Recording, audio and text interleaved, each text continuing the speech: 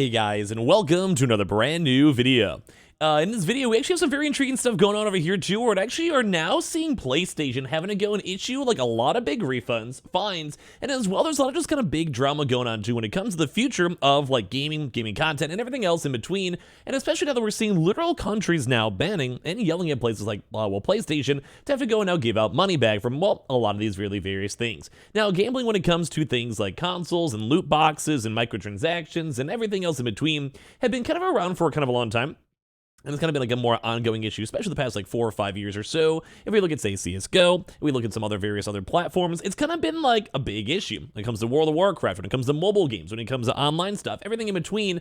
And, well, it's kind of been a little bit of a struggle itself. So we're going to talk about the fact that, well, literal countries now are banning consoles. Literal countries are now making PlayStation have to do stuff. And, well, let's go talk about it. Make sure you guys are subscribed with the notifications on. We have the Twitter and Twitch down below. We have the Target links down below, Amazon links down below. And give your thoughts and comments down below because this is a little bit of a juicier, I'd say, type of content. So if you guys want to go looking, first and foremost, we now have Austrian courts are now saying games like, say, FIFA. So if you guys don't know, I'm sure you guys do, if you guys don't play FIFA for whatever reason, games like, say, FIFA, you basically have a chance to go and open up these packs in the game for various different characters with different abilities, attributes, wherever they might be, and, well, you're basically spending money on these microtransactions. We've also seen other various games, too, such as, like I said, say, like Overwatch, back in the prior Overwatch 1 days, that have things such as, like, loot box crates, where if you open up the loot box, then you have a chance to get a skin on it, and then you're basically spending money to see if you get something cool. A really, really good one's probably CSGO, where you have a chance to go and open up these like boxes. You spend $2.50. You might get a skin that's worth 3 pennies,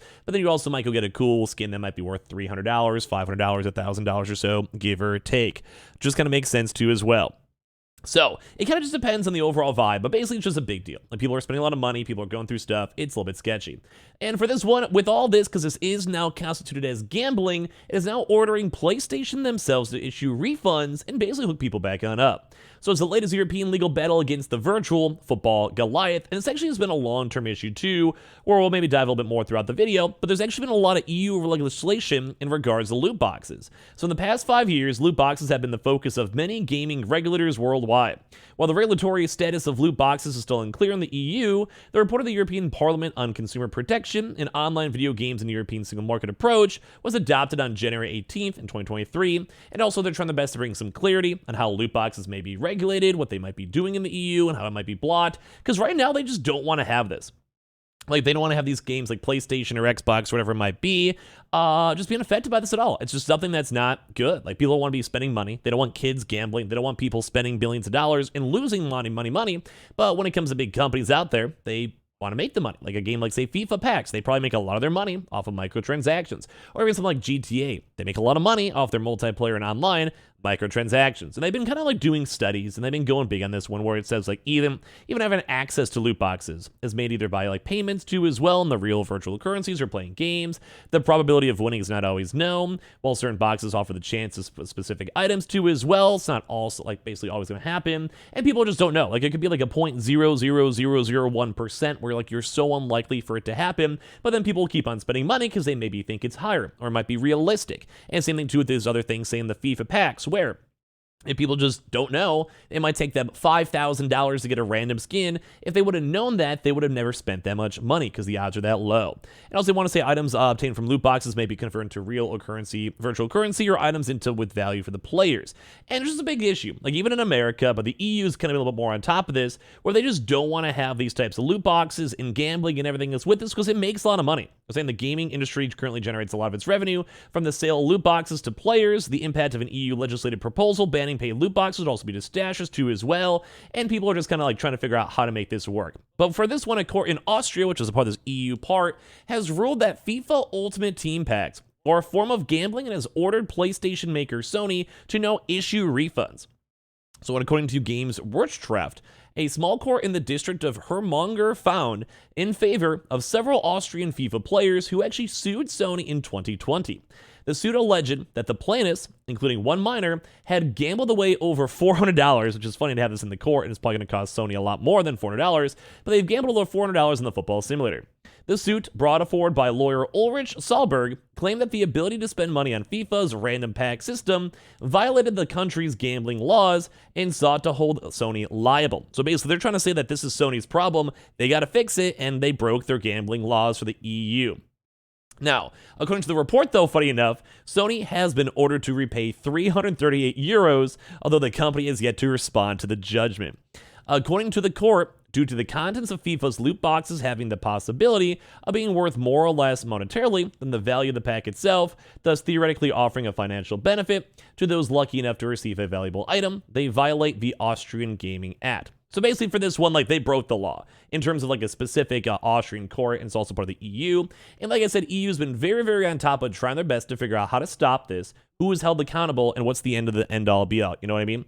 And that's just a big deal because like this is legality stuff. So this is like the literal government, and if Sony or Xbox or Nintendo doesn't play by their game, they could literally have gaming entirely just banned in Austria. Now, is that going to happen? Probably not. If it's like a $300 fine, well, guess what? It's whatever. But it's more about the issues of the long term, because this sets a precedent. And what that basically means is, yeah, they lost in court. The judge actually finally finalized this is an issue. So if you want to go and extend it out to even more people or do a class action lawsuit, that basically goes and puts things like Sony or other companies like Xbox who may have been hosting things like FIFA or like, like say Overwatch, loot boxes, whatever, more accountable. So FIFA's Ultimate Team has faced scrutiny across Europe in recent years due to its popularity and ability to generate huge sums of money for EA, which is also big too because everyone knows FIFA and everyone plays FIFA.